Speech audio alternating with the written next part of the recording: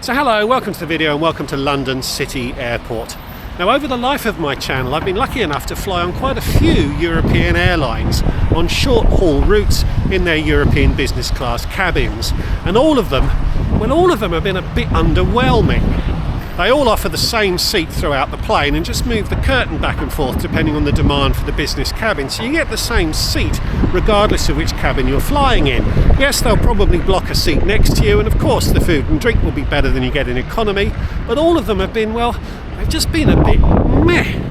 But the one that does stand out in my memory was Swiss Air. I had a really good time flying with them, and although they weren't exactly overwhelming, they were probably the least underwhelming of all of the airlines that I flew with. Now I have a Patreon group, and when they suggested we have a meet-up at a Central European Christmas market, that sounded like a brilliant idea to me. So we picked Prague, and when I started to think about how to get to Prague, I remembered that I needed some Star Alliance points to contribute towards my renewal of status with Aegean Airlines. So it struck me as an ideal opportunity to fly on Swiss Air again and see whether the experience I had last time was repeated and whether they are indeed still my favourite European carrier.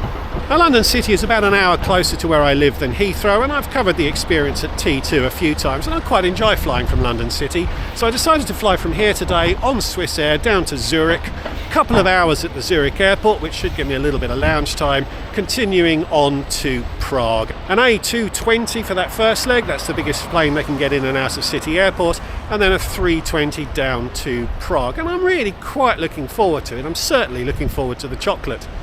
So if you'd like to see what the experience is like, stick around! Hi, I'm Matt. I've lived in 5 countries on 4 continents. I've flown over 1.4 million miles. I've visited over 100 countries, every American state, but I'm nowhere near done. So subscribe to see where I go next, and perhaps get some inspiration for your next trip. I talked about London City Airport in a bit of detail in this video. It's rather different to other London airports, indeed to most other airports worldwide, as it is really compact. It positively encourages people to adopt a just-in-time approach to transiting the airport. I arrived just over an hour before my departure, and as I like to have printed boarding passes, I stopped by the very friendly team at the check-in desks. Up the escalator to the security checkpoint. City now exclusively uses the newfangled scanners that don't require liquids or electronics to be removed from your bag. The line looked quite long, but it moved quickly, no doubt as a result of the scanners, but also as City sees a very high proportion of professional travellers passing through, who tend to be a little more switched on when it comes to completing the security checks. My bag was randomly selected for secondary screening, which involved it being swabbed and my toothpaste being put in a random machine for about 10 seconds, but I was still quickly through. City is compact airside. It was busy, but I have seen it a lot busier. There are some F&B options and a duty-free shop, but not a lot else, and certainly no lounges. All good reasons not to arrive too far in advance of your departure. There are expansion plans, including the opening of an airport lounge or 2, I believe, although those plans keep getting rejected by the local council, so don't hold your breath.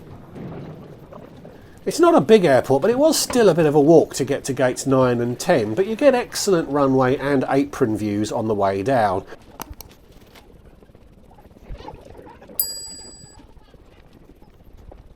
And the plane was already there, which is always a bonus. Boarding was quickly called, and I did see people ejected from the queue if they weren't in the boarding group called. Good work, Swiss. CBA, it is possible to enforce boarding groups.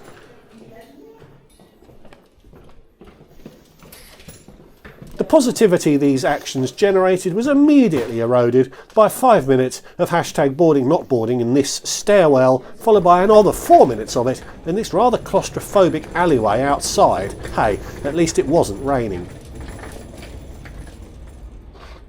But eventually we were cleared to cross the short distance to the plane. Always nice to get a ground level view of your steed when boarding.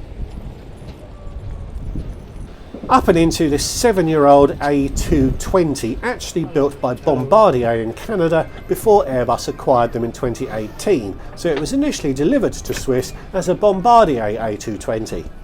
A 3-2 layout aboard, and Swiss's business class keeps a seat empty next to each passenger, so there's 3 customers accommodated in each row, with only 1 in the port side pair. 6 rows in total. That curtain between cabins is substantial, but is movable. I was in seat 5A today.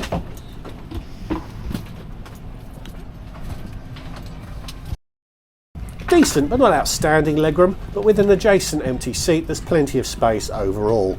A table, not sure it was actually imported from Zimbabwe, but you'd be forgiven for thinking it had been.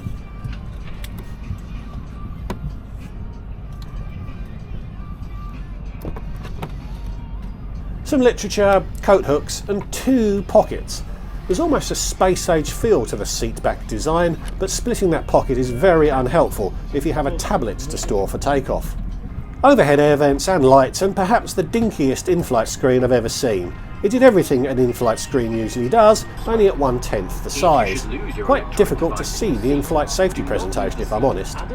A bottle of water and a refreshing tissue were handed around before the doors closed. Our boarding not boarding adventures delayed us a little bit, but we were only a few minutes late pushing back, and unusually we tore straight down the middle of the runway in the wrong direction, before performing an almost comically tight U-turn at the end of the runway.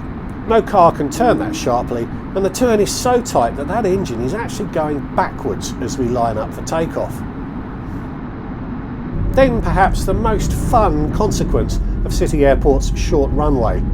If you'll excuse some technical aviation terms here, the driver throws on the brakes, then pumps up the engines to full beans before releasing the anchors. Then basically the driver, like the rest of us, hangs on until we're airborne. The acceleration is so strong it bamboozled the horizon correction feature of my new camera. I think it actually enhances the drama of the takeoff. It's really great fun to experience, although with only 21 seconds between anchors away and wheels up, it may be a bit much for the more nervous flyers out there.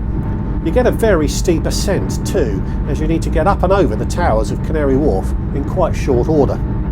Our flight to Zurich took 1 hour and 16 minutes that day, quite short as we were helped by a strong tailwind. We flew out over Southend and northeastern Kent before crossing Belgium, Luxembourg and France. To entertain you, Swiss offers a QR code to an in-flight magazine. The plane didn't have Wi-Fi, so I'm not sure how useful that is if, like me, you didn't notice it before takeoff. There's also a shopping guide and a menu for the in-flight economy service. I always wonder why they include these in the business cabin. I assume you're welcome to purchase from the buy on board trolley if the included business service isn't to your liking. It took a few minutes for the service to reach row 5. I spent the early part of the flight counting offshore wind farms. There are a lot of them. When the crew reached me, there was no choice offered and there were no menus either, but you got a plate of cold cuts with various bits and pieces, 2 types of cheese and a chocolatey fruity pudding. It was all quite nice, although not the biggest meal I've ever been given on a plane. Washed down with a thimble of Nicolas Feuilleté champagne, apologies for the pronunciation. Here's the size of that glass contextualised next to my head. Cheers. The glass was small, but I did get a refill. And the service was rounded out with a very yummy chocolate. It wasn't a long flight, but I did visit the loo, mainly to video it if I'm honest, but I'm pleased I did, as it was quite large, larger than the A3220 I experienced on the next leg. And down into a chilly and slightly snowy Zurich. And for a flight arriving into one of Europe's premier airports from another of Europe's premier airports, we got a bus gate. I really don't understand this. Although it's not always a disaster, as it can be quicker to get to the transfer desks at bigger airports if you're bussed directly to them rather than having to walk there from your arrival gate. Swiss should be commended, as they did provide a dedicated bus for those of us in the business cabin, so it really wasn't that bad. Onward connection info on the bus too, although only for one flight, so I guess not many people had short connections.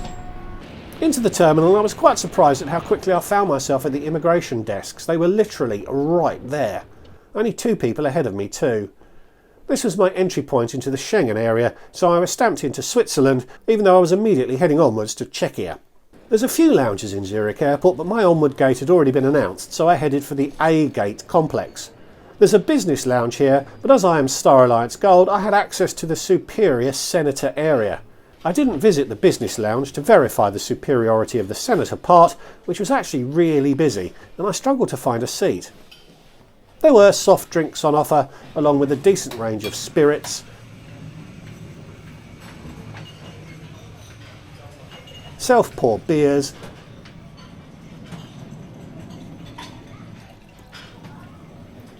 a variety of salads and a somewhat carb-intensive hot service area. I went for sausage with mash and sauerkraut and had atypical success in drawing my own beer from one of the taps. Not exactly haute cuisine, but it hit the spot. I was googling the differences between the business and senator lounges and spotted another option, the Alpine Lounge. This was a little tucked away, so was much less busy, even though it's available to business class travellers as well as gold card holders. It's designed to resemble an alpine chalet and has similar food and beverage options. No sausages, but I did try some of the mac and cheese, which was nice, whilst again not being remotely haute. It was a pleasant space, which is well worth knowing about. It turned out that my gate was one of the furthest possible from that lounge, so I had to get a shift on, and I only made it to the gate well after boarding had started. The last time I passed through Zurich, they were obsessive about bag sizes, but again the plane was full, so I needed to get some of the larger bags into the hold.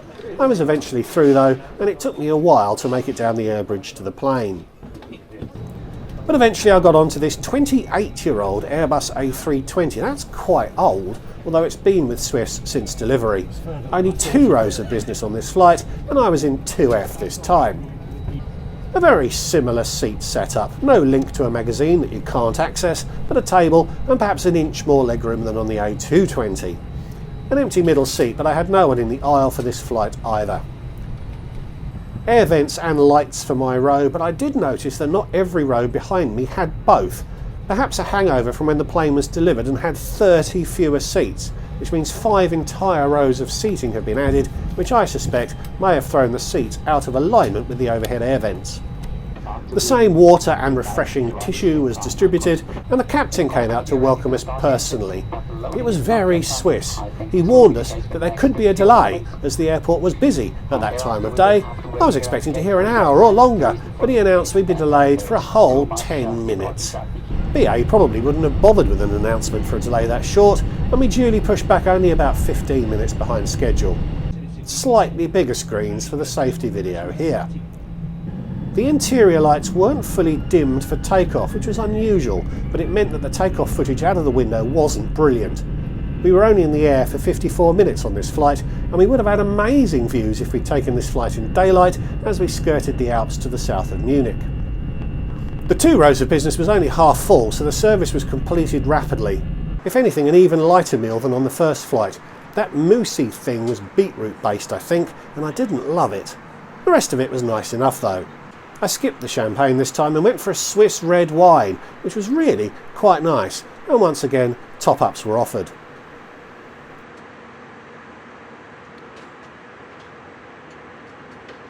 And after being pleasantly surprised by the A220 loo, and as there was no one to inconvenience on the aisle, I checked out the A320 loo, and it was much more cramped.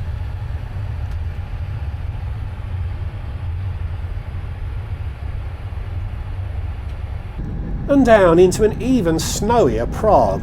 Everywhere looks pretty when it's covered in snow. So that was Swiss in 2023. I wasn't quite as wowed as I had been 2 years earlier, but it was still a very solid experience. Swiss manages to bring a Swissness to the offering, which I like, and Zurich is a pleasant airport to transit, even more so now I've found that Alpine Lounge.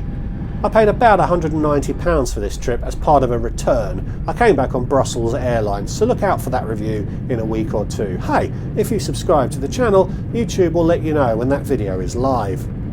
Snow on the ground, and there were snow flurries in the air when we pulled up to the terminal. It was all very Christmassy.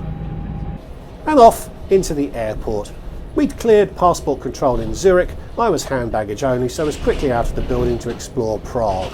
A quick word about taxis. It's the first airport I've been through where Uber has usurped the traditional taxi operators and now has a monopoly. You book a car through the app, show the PIN number to the first driver on the rank, and you're on your way. Something which I hope will catch on, as it's a really good system.